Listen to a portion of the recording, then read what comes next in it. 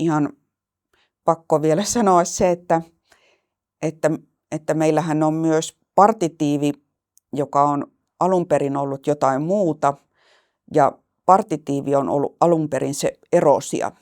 Siis meillä on ollut kotona ja kotoa merkityksissä talossa, talosta. Eli nahna on ollut vastaus kysymykseen missä ja tahtä on ollut vastaus kysymykseen mistä. Ja tämä säilyy myös niin kuin siellä juuri näissä ulkoa, kotoa, ulkona, ulkoa, takana, takaa. Me nähdään siellä partitiivi vielä siinä niin kuin sen alkuperäisessä funktiossa.